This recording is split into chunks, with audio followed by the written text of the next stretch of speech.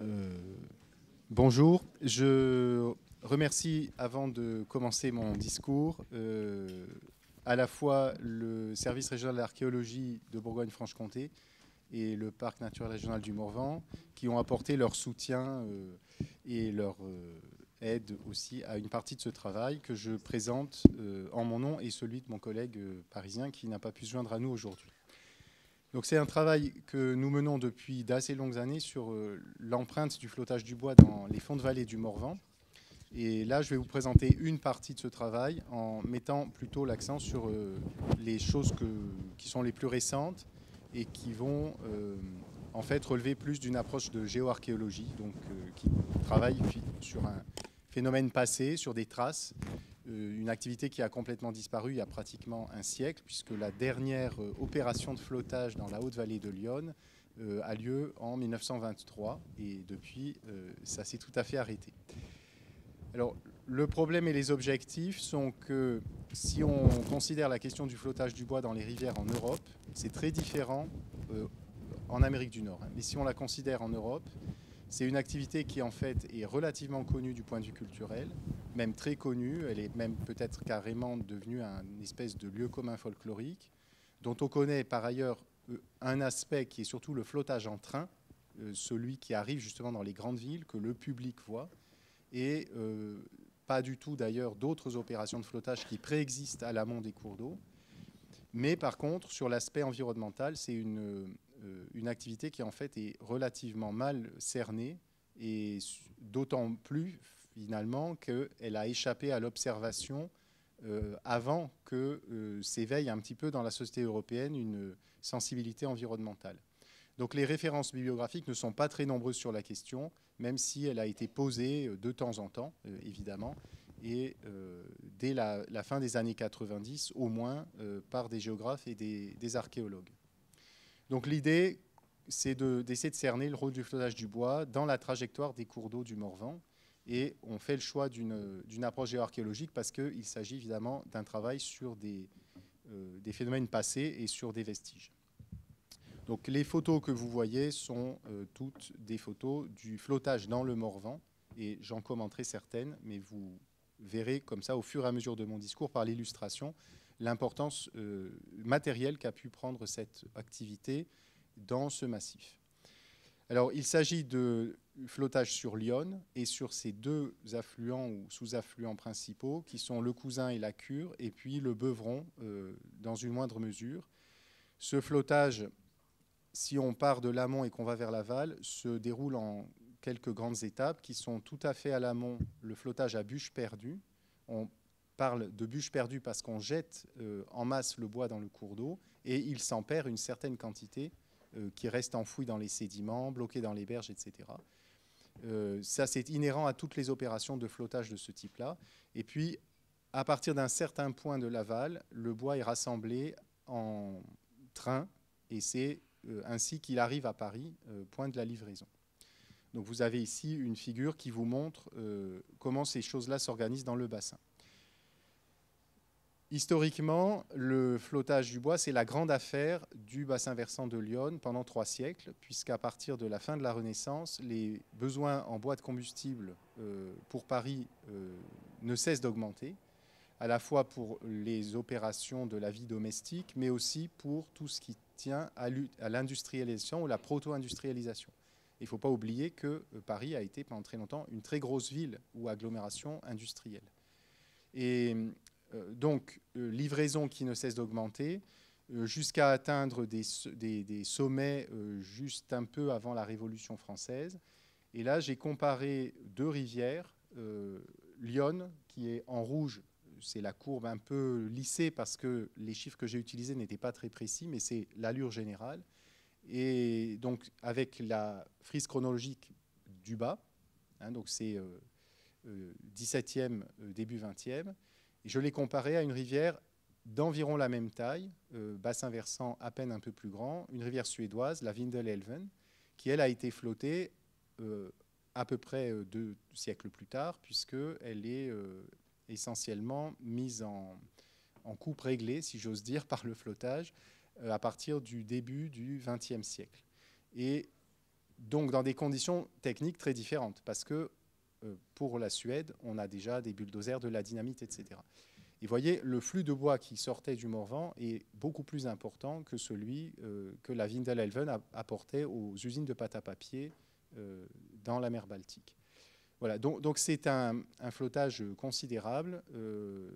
Bon, les chiffres des pics sont pas toujours très précis, mais les images que je peux vous montrer là donnent un peu l'ampleur de ce phénomène. Alors, ceci a nécessité tout un ensemble d'aménagements du réseau hydrographique, essentiellement une simplification du tracé de l'Yonne pour la rendre en fait plus efficace, pour que le bois se bloque moins dans les berges. Eh bien, on rectifie le cours d'eau. Donc, ça donne lieu à des berges rectifiées, comme vous en avez une sur cette photo. Et on pratiquait aussi ce qu'on appelait les courus, c'est-à-dire des lâchers d'eau artificiels depuis des étangs de flottage qui ont été certains en fait récupérés d'usages plus anciens, sans doute de la pisciculture, et puis certains construits de toutes pièces, surtout à partir de la première moitié du XVIIIe siècle, uniquement pour cet usage. Donc il y a évidemment à partir du XVIIIe siècle une accentuation de la pression et de l'intensité de l'activité. On voit toujours ces traces dans le paysage d'aujourd'hui, et certains de ces aménagements sont extrêmement résistants, point sur lequel on reviendra plus tard dans mon exposé. Donc vous avez encore des berges en rocher, vous avez aussi des parties du lit qui ont été déplacées au pied des versants pour favoriser tout simplement les opérations logistiques, puisqu'on jette les bûches depuis la coupe forestière jusque dans le chenal de flottage. C'est beaucoup plus pratique de ne pas avoir à traverser une pâture, et surtout, c'est plus intéressant de ne pas piétiner la pâture pendant l'hiver avant qu'elle soit utilisée au printemps. Voilà. Et donc, vous avez sur le lidar, qui aujourd'hui est une très grande aide, et là aussi, on peut remercier le PNR d'avoir fait cette acquisition. On voit très bien ces formes encore existantes. Certaines sont en partie désactivées aujourd'hui, mais j'y reviendrai. Donc, quelles hypothèses de travail ont été les nôtres? D'abord que, compte tenu de l'artificialisation de l'écoulement de l'Yonne, les courus, ces lâchers d'eau artificiels, avaient eu un rôle morphogénique sur le cours d'eau. Deuxièmement, qu'il y avait eu logiquement un déstockage sédimentaire, puisqu'on permet d'une certaine façon à la rivière de travailler plus efficacement. Elle va normalement charrier plus de sédiments, qu'elle va arracher d'ailleurs à certains endroits. Donc, alluvionnement historique dans les basses vallées, ça veut dire en fait enfouissement d'une plaine alluviale préexistante à l'époque du flottage sous une certaine épaisseur d'alluvion. Et puis, logiquement, depuis un siècle, après l'arrêt du flottage, un réajustement post-perturbation. Donc, on est parti sur cette idée-là et on s'est concentré bien sûr sur les têtes de bassin parce que ce sont évidemment les espaces les plus réactifs et c'est ceux aussi qui étaient le plus directement impactés par ces opérations de flottage. Donc, c'est surtout le haut bassin de l'Yonne et la vallée du Touron qui débouche à l'Yonne au niveau de Château-Chinon. Alors, le rôle morphogénique des courus, on a travaillé à partir de documents historiques qui permettaient de reconstituer, même si c'était un peu entaché d'incertitude, les volumes déstockés au moment des lâchers d'eau artificiels. Et ça tendait à confirmer cette hypothèse que les opérations de flottage favorisaient l'érosion parce qu'on a des puissances spécifiques au sortir de petits bassins versants, puisque ce sont des petits ruisseaux qui sont endigués et qui lâchent leur eau, qui va rejoindre le cours principal quelques centaines de mètres ou quelques kilomètres plus loin. Donc on passe en fait à des débits ordinaires, on passe à des gammes de débit qui sont de l'ordre de la crue vingtenale, plusieurs fois par hiver. Donc ce qui est rare devient finalement le fonctionnement moyen. Et on a des sources écrites, assez rares mais quand même assez intéressantes, qui tendaient aussi à confirmer cette hypothèse, puisque la Vaucreuse tire son nom, c'est un des cours d'eau impactés par le flottage, du fait qu'elle s'est incisée assez rapidement au XVIIIe siècle, sur environ 15 mètres de profondeur, à la suite de ces opérations. Et on retrouve bien sûr des formes de terrain qui renforçaient cette hypothèse. Vous avez ici l'exemple d'un étang de flottage, l'étang de la Proie, près du mont Folin, dans lequel, là aussi, les relevés lidar permettent de visualiser assez bien ce qu'a pu être cette incision à l'aval immédiat des lâchers d'eau. Et on retrouve à chaque fois ce même motif, c'est-à-dire à l'amont des étangs, absolument aucune incision dans les vallons qui sont des alvéoles granitiques, et puis à l'aval, des incisions extrêmement profondes. Alors, la quantification n'est pas encore tout à fait aboutie, mais une première approche montre que dans certains vallons, c'est pratiquement la moitié du volume sédimentaire, hein, quand on va jusqu'à la roche en place, qui a été comme ça expulsé. La question, c'est à quelle vitesse. Soit ça s'est fait très rapidement en quelques décennies, soit ça s'est fait sur plusieurs siècles, mais dans tous les cas, c'est des vitesses d'érosion assez importantes, surtout si on considère que ces vallons tourbeux du Haut-Morvan sont restés stables pendant à peu près 3 ou 4 millénaires, hein, jusqu'à cette époque-là. C'est-à-dire qu'il n'y a jamais eu de période d'incision dans ces fonds de vallons. Pour ce qui est de l'alluvionnement, logiquement, les volumes extraits à l'amont sont déposés à l'aval, et en fait, ils le sont finalement assez rapidement après les zones sources, tout simplement parce que quand ces courues étaient pratiquées, elles n'étaient pas concomitantes et elles n'aboutissaient pas à la création d'une onde de crue dans le cours d'eau principal. Et c'était même l'objectif des flotteurs était d'avoir un courant maniable, parce que si il débordait du chenal artificiel, ça occasionnait évidemment une dispersion des bûches dans la plaine alluviale. Donc finalement, il y a rapidement excès de sédiments tout le long du cours de l'Yonne et stockage, avec des topographies en toit qui sont presque caricaturales, si j'ose dire. Je vous assure que je n'ai pas truqué mes photographies pour faire pencher un peu l'horizon. Ce sont vraiment des pans inclinés très visibles et que les relevés lidar permettent aussi de voir sur des très longues distances encore mieux. Alors, à partir de là, on a fait quelques sondages et on a déjà quelques hypothèses de restitution grâce à quelques dates ou quelques indices de morphologie de la plaine qui laissaient penser qu'il y avait au moins 2 mètres, peut-être 2,50 mètres dans certains endroits, qui étaient accumulés comme ça, juste pendant la période du flottage. Un des indices sur lequel je reviendrai, c'est que certaines de ces stratifications alluviales étaient hyper riches en écorce et en morceaux de bois triturés, chose que ni mes collaborateurs ni moi n'avions jamais vue ailleurs et qui laissait penser qu'il y avait vraiment là les effets de l'attrition pendant le transport des bûches. Elles étaient débarrassées de leur écorce parce qu'elles s'entrechoquaient les unes les autres. Et que tout ça, évidemment, finissait par couler dans le fond des chenaux. Alors, l'été dernier, on est allé un peu plus loin pour essayer d'en savoir davantage sur la géométrie de ces corps alluviaux sédimentés. Et on a pu faire une opération de tranchée archéologique qui nous a permis de relever de façon beaucoup plus certaine qu'avec des sondages à la tarière la composition de la plaine alluviale jusqu'au moment où, bien sûr, on atteignait la nappe, parce qu'après, l'eau remontait et on ne pouvait plus creuser davantage.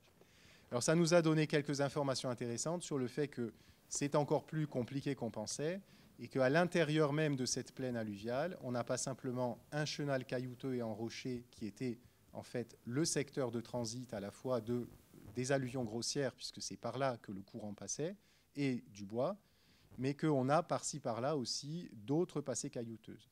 Pour l'instant, on a du mal à les interpréter. Alors, il s'agit de ce que nous voyons ici. Alors, ça ne sort pas très bien à l'écran, mais qui est en fait une grande masse caillouteuse à l'intérieur des limons.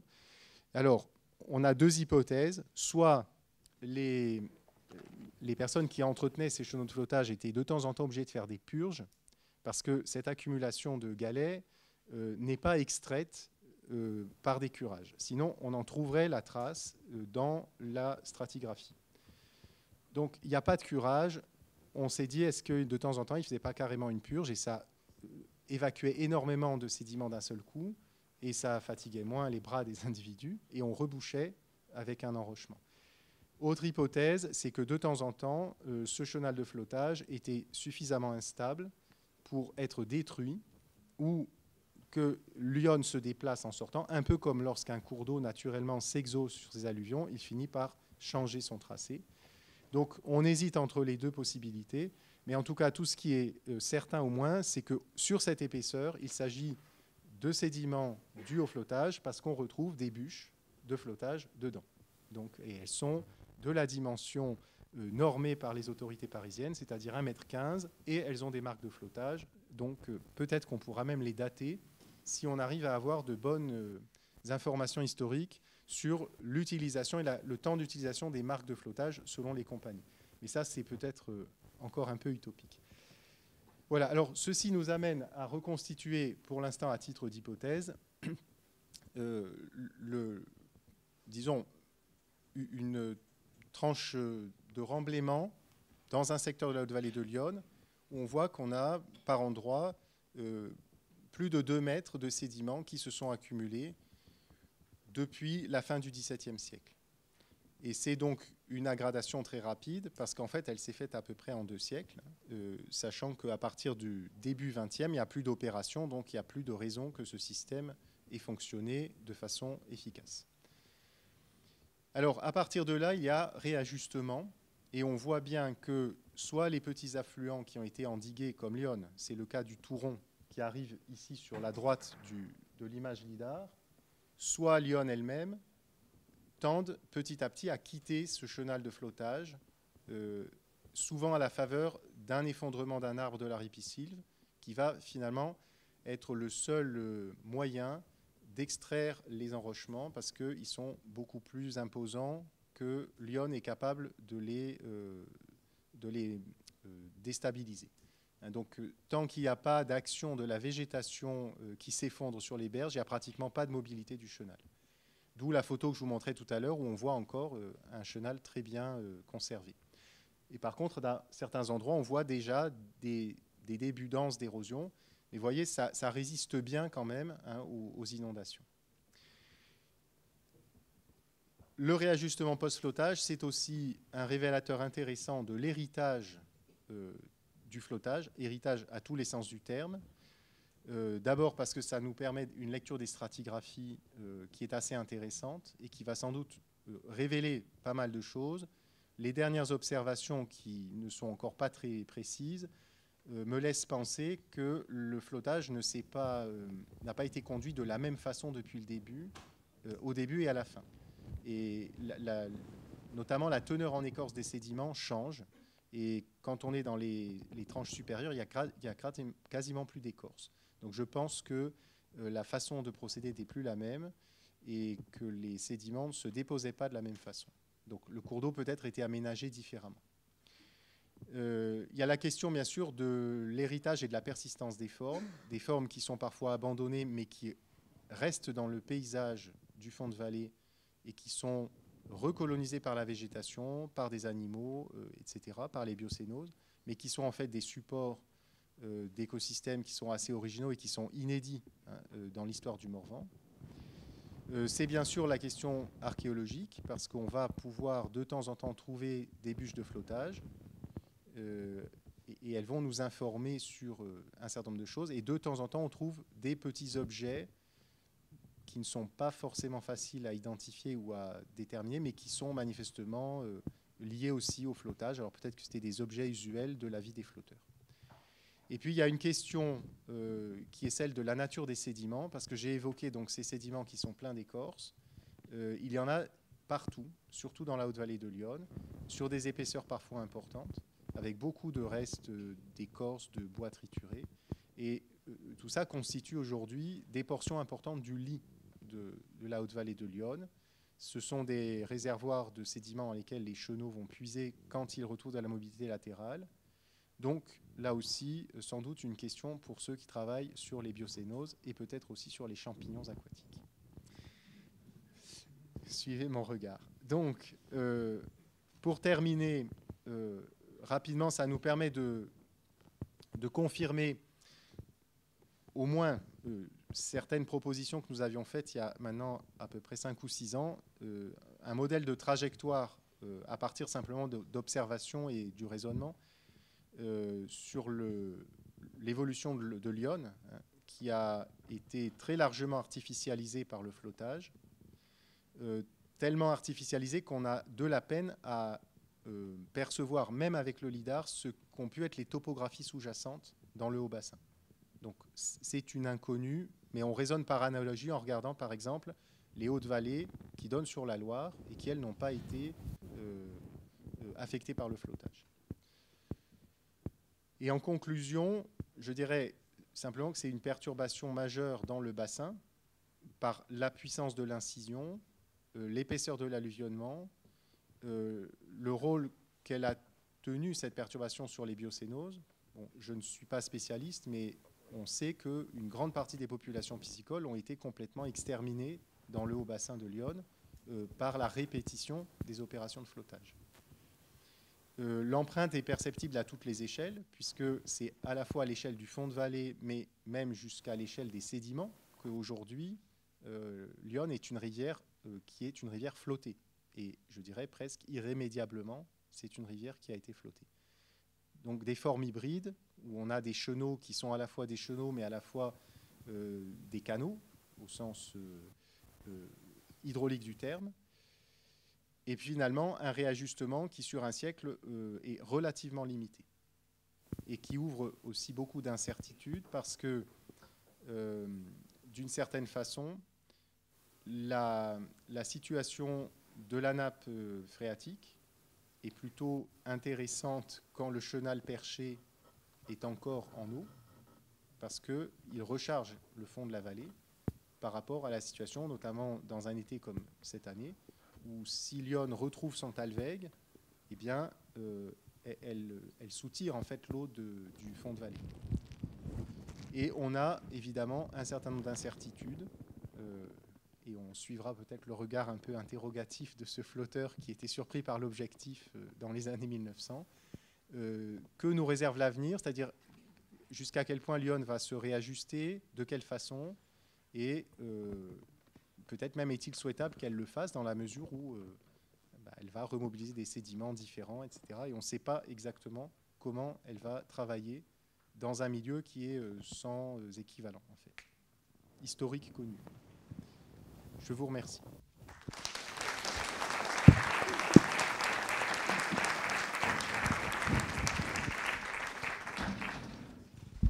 Eh bien, merci beaucoup de nous avoir montré que ce qu'on croit naturel est en fait de main de l'homme. On a le temps pour quelques questions. Bonjour. Alors, ma première question, du coup, c'est je voudrais que vous peut-être précisiez, je ne sais pas si j'ai mal compris, le pourcentage de linéaire, en fait, qui est modifié, puisqu'apparemment, c'est seulement l'aval des zones d'étang qui est incisé. Et en fait, du coup, est-ce qu'on a une alternance de zones, de zones modifiées et de zones non modifiées par rapport à... À partir du moment où on est à l'aval d'un étang de flottage, tout est modifié. C'est-à-dire, à l'aval immédiat de l'étang, c'est modifié par l'incision. Et assez rapidement, quand on entre dans une vallée qui est relativement moins déclive, on entre dans des tronçons qui ont été enrochés. Enrochés et aussi rectifiés avec quelque chose qui est assez frappant dans la partie vraiment amont de la vallée de l'Yonne, c'est-à-dire que l'Yonne est conduite, dans ce chenal artificiel, a été conduite d'un versant à un autre, c'est-à-dire d'un site de jetage du bois à un site de jetage du bois. C'est-à-dire que c'était une rivière logistique. C'était plus du tout une rivière de moyenne taille. Et elle retrouve aujourd'hui un peu de spontanéité, mais elle était plus du tout spontanée dès qu'on sortait de la bonde de l'étang. Et donc, apparemment, votre conclusion, c'est que vous ne savez pas trop, mais est-ce qu'on a une morphologie en coupe, on va dire, en profil longitudinal, qui est loin de l'équilibre? Est-ce qu'on s'attend à ce qu'elle incise ou plutôt à ce qu'elle dépose? Et d'autre part, au niveau de la nature des fonds, est-ce qu'on est sur une granulométrie qui est plus ou moins à l'équilibre ou une granulométrie qui est plus sujette à de l'érosion ou quoi? Mon collègue vous répondrait mieux que moi sur la question de la granulométrie. Il est plus géomorphologue que moi. Mais alors, ce que on constate dans les chenaux, qui sont les chenaux de flottage, qui sont encore aujourd'hui occupés, l'incision verticale est relativement faible et on suppose, sans l'avoir prouvé, parce que tout simplement, pour l'instant, on ne s'est pas attaqué à ce problème-là d'une façon scientifique. Disons. On n'a pas fait de mesure.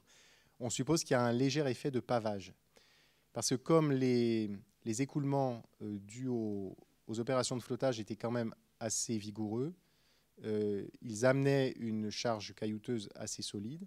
Et il y a aussi le fait que basculait dans le lit, parce qu'il y avait des affouillements de berges, il y avait le choc des pièces de bois, il y avait de temps en temps des embâcles, il y avait pas mal d'accidents de flottage en fait. D'accidents au sens incident, il n'y avait pas de mort d'homme évidemment, c'est pas le flottage dans les montagnes rocheuses, mais du coup il y a aussi des pièces d'enrochement qui tombaient dedans, donc qui font des blocs qui arment un peu le sédiment. Et on voit bien la tendance, c'est que l'Yonne, quand elle peut quitter ce talweg, elle le quitte et elle retrouve plus de mobilité dans des sédiments qui sont ceux de la plaine alluviale. Parce que ceux-là ne posent pas de problème de remaniement. Ils sont plus fins, de granulométrie plus faible. Voilà, je ne peux pas en dire beaucoup plus, mais c'est ça qui me fait dire qu'il y a une résistance des formes, c'est qu'on ne voit pas beaucoup de mobilité par rapport à des rivières qui, en un siècle, se sont quand même incisées beaucoup plus sensiblement que l'Yonne, dans d'autres régions. Et pardon, je demande encore une précision. Donc sur l'ensemble du linéaire amont, on a plutôt un fond qui est surélevé par rapport à sa cote d'équilibre ancestrale, en quelque sorte? Oui, oui. Mais est-ce que la cote d'équilibre ancestrale a un sens aujourd'hui? Je ne sais pas. Le tracé n'est pas le même. Il y a même des choses, oui, c'est-à-dire il y a même un contraste très très fort entre les tronçons qui sont juste à l'aval des étangs qui lâchaient l'eau, dans lesquels on sait par une tournée d'inspection de la fin du XVIIIe siècle, c'est les années 1783 et 84, on envoie, on peut dire, 2 experts faire la tournée des affluents de la Haute-Yonne. Et la conclusion, c'est qu'il faut faire des dérochements dans certains ruisseaux, parce que comme on a atteint la roche en place, eh bien, il y a des pointements. Le granit n'est jamais parfaitement lisse, hein, c'est pas un profil d'équilibre, le granit, sous le ruisseau. Il y a des hauts et des bas, et il y a des opérations de destruction. Et on voit aujourd'hui encore ces traces. Hein, c'est comme s'il y avait eu une petite carrière dans le fond du cours d'eau. Donc ça veut dire qu'en 1785, il y avait déjà plus de sédiments au fond de ce cours d'eau. Ce qui laisse plutôt pencher pour l'idée que le déstockage a été très rapide. Voilà, donc là, profil d'équilibre, maintenant, la question ne se pose plus. Il est là, il est fixé par le granit. Dans les endroits où le granit est pourri, le granit pourri a été creusé jusqu'à trouver la roche en place. Et on voit bien à quelques endroits, on voit les remblaiements de fond de vallon posés sur l'altérite granitique, qui elle-même, évidemment, donne sa transition ensuite au granit sain. Donc il y a vraiment une puissance de creusement qui était très forte. Mais par contre, après, à l'aval, c'est sûr que l'Yonne, si elle est en pénurie sédimentaire, elle va quand même avoir tendance à creuser et à, disons, expulser une partie de la charge qu'elle peut expulser vers l'aval. Voilà, c'est tout ce que je peux dire pour l'instant. Moi, j'ai une question, une remarque sur les cours d'eau perchés, de laquelle découle une question.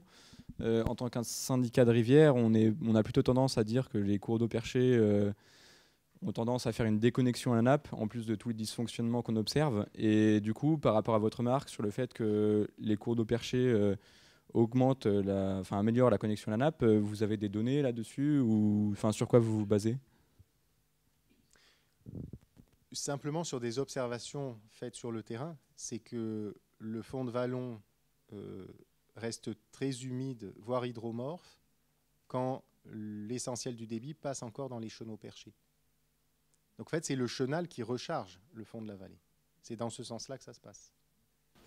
Mais peut-être que l'eau qui est présente dans le fond de vallée ne retourne pas à la rivière, et du coup vous avez une zone humide qui est très humide malgré les chaleurs, mais cette eau elle n'est pas bénéfique pour le cours d'eau parce qu'elle peut pas être tournée. Si elle continue sa course, puisque comme l'Yonne a un tracé en zigzag, à un moment donné, elle récupère cette eau.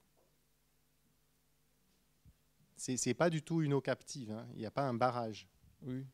Elle reprend et elle va de toute façon retourner aussi à la rivière lorsque la rivière, ayant parfois quitté ce chenal de flottage, a repris son cours spontané, enfin un cours spontané, qu'elle se recrée dans les sédiments. À ce moment-là, évidemment, elle va profiter aussi de cet approvisionnement. Mais je ne suis pas hydrologue pur et dur, donc je fais une réponse d'observateur spontané et naïf sur ce plan-là.